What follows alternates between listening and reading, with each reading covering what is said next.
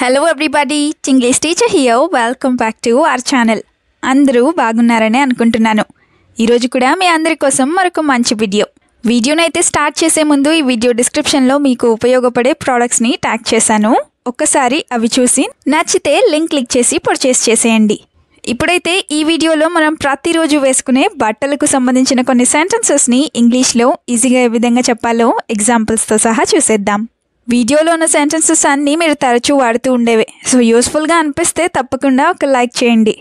ఇప్పుడైతే ప్రీవియస్ వీడియోలో నేను మిమ్మల్ని 2 క్వశ్చన్స్ అడిగాను కదా, వాటి ఆన్సర్స్ని చూద్దాం. ఫస్ట్ వన్ ఏంటంటే అందుబాటులో లేదు. ఈ సెంటెన్స్ని మనం ఇంగ్లీష్లో not reachable or not available ఈ విధంగా చెప్తాం. Now the second question is phone సైలెంట్లో పెట్టి ఏం చేస్తున్నావు? ఈ సెంటెన్స్ని ఇంగ్లీష్లో what are you doing with the phone on silent ఇలా అడుగుతాం. ఇప్పుడైతే మీకోసం ఈ వీడియోలో ఉండే 2 క్వశ్చన్స్. ఫస్ట్ వన్ ఏంటంటే అరచేయి. అరచేయిని ఇంగ్లీష్లో ఏ విధంగా చెప్తాం? What do we call that in English? Let me know in the comments. Now the second question is డబ్బులు వృధా చేయడం ఆపు లేదా డబ్బులు వేస్ట్ చేయడం ఆపు. ఈ సెంటెన్స్ని ఇంగ్లీష్లో ఎలా చెప్తామో మర్చిపోకుండా కామెంట్ సెక్షన్లో కామెంట్ చేసేయండి. ఇప్పుడైతే లేట్ చేయకుండా మన వీడియోని అయితే స్టార్ట్ చేసేద్దాం. Let's get started. వీడియోలో ఉండే ఫస్ట్ సెంటెన్స్ ఏంటంటే బట్టలు కొంటూనే ఉంటావా? బట్టలు అంటే ఎక్కువగా ఇష్టం ఉన్న వాళ్ళు ఇలా చేస్తూ ఉంటారు కదా. సో దీన్ని ఇంగ్లీష్లో do you always keep buying clothes? Do you always keep buying clothes ఈ విధంగా అడుగుతాం. Do you keep buying clothes అంటే నువ్వు ఎప్పుడు బట్టలు కొంటూనే ఉంటావా అని. అదే నువ్వు బట్టల మీద ఇలా డబ్బులు ఎందుకు ఖర్చు పెడుతున్నావు ఇలా అడగాలనుకుంటే why are you spending all the money on clothes like this?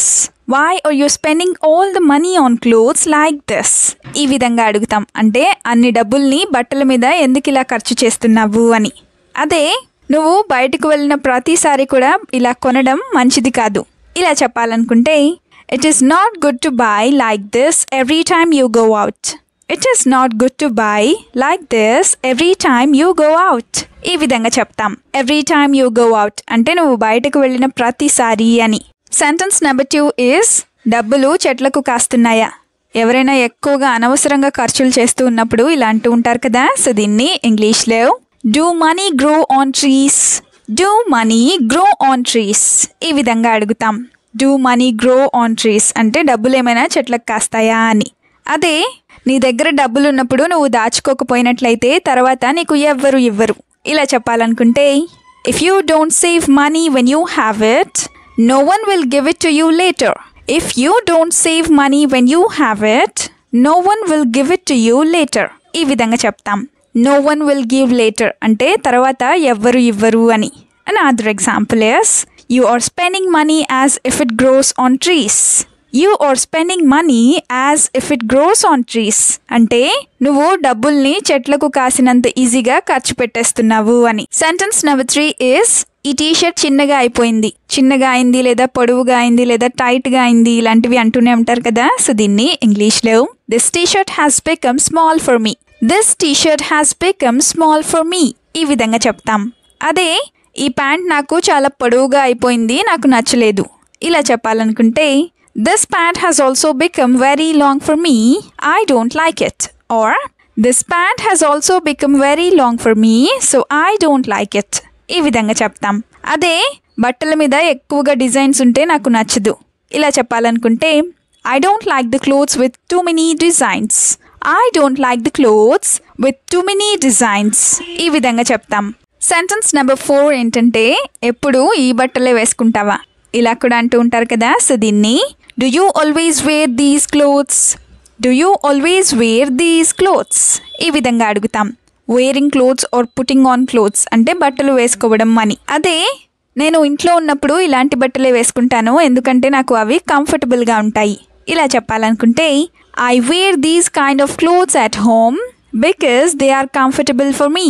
I wear these kinds of clothes at home because they are comfortable for me ఈ విధంగా చెప్తాం. Another example is why does it matter to you what clothes I wear? You are not buying any for me anyway. Why does it matter to you what clothes I wear? You are not buying any for me anyway. అంటే నేను ఏ బట్టలు వేసుకుంటే నీకు ఎందుకు, నువ్వు నాకు ఏమీ కొనివ్వడం లేదు కదా అని. Why does it matter to you అంటే నీకెందుకు అని. సెంటెన్స్ నెంబర్ 5 ఈజ్ నువ్వు తెచ్చే బట్టలు నాకు నచ్చవు. ఇలా కూడా అంటూ ఉంటారు కదా. సో దీన్ని ఇంగ్లీష్లో I don't like the clothes you bring or I don't like the clothes that you bring to me ఈ విధంగా చెప్తాం. అదే నువ్వు నాకు డబ్బులు ఇవ్వకపోయినట్లయితే నువ్వు వెళ్ళేటప్పుడు నీతో పాటు నన్ను కూడా తీసుకెళ్ళు. ఇలా చెప్పాలనుకుంటే if you don't give me money take me along with you when you leave. If you don't give me money take me along with you when you leave ఈ విధంగా చెప్తాం. If you don't give me money అంటే నువ్వు నాకు డబ్బులు ఇవ్వకపోయినట్లయితే అని. అదే నాకు నచ్చింది కానీ వేరే కలర్ అయితే ఇంకా బాగుండేది. ఇలా చెప్పాలనుకుంటే I liked it, but it would have been better in a different color. I liked it, but it would have been better in a different color. ఈ విధంగా చెప్తాం. సెంటెన్స్ నెంబర్ 6 ఏంటంటే ఎన్ని బట్టలు ఉన్నా సరిపోవు. చాలా మంది ఇలా అంటూ ఉంటారు కదా. సో దీన్ని ఇంగ్లీష్లో no matter how many clothes I have, it's never enough. No matter how many clothes I have, it's never enough. ఈ విధంగా చెప్తాం. ఈ సెంటెన్స్కి సంబంధించిన 2 ఎగ్జాంపుల్స్ని ఇప్పుడు చూద్దాం. ఫస్ట్ వన్ ఏంటంటే నేను దేని మీద ఎక్కువగా ఖర్చు పెట్టను బట్టల మీద తప్ప. ఇలా చెప్పాలనుకుంటే I don't spend much on anything else except clothes. I don't spend much on anything else except clothes ఈ విధంగా చెప్తాం.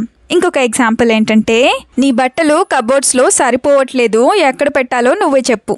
ఇలా అడగాలనుకుంటే your clothes don't fit in the cupboards at all. Tell me where to keep them.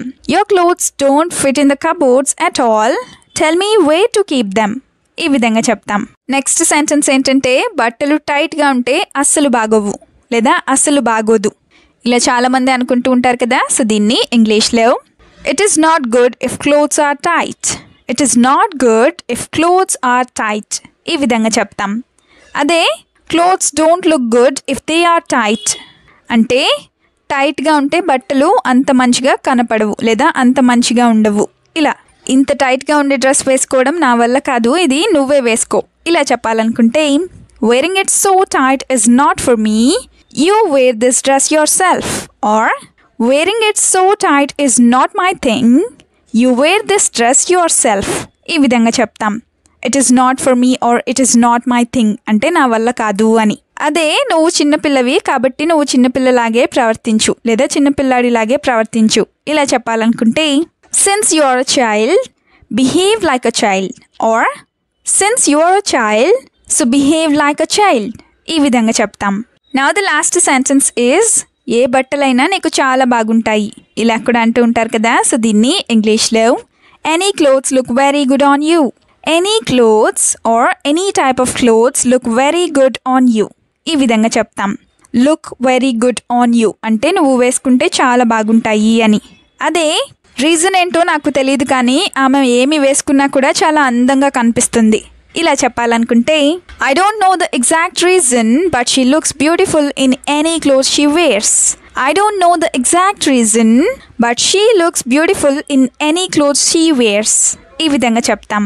Another example is since not all clothes suit me I will select them myself.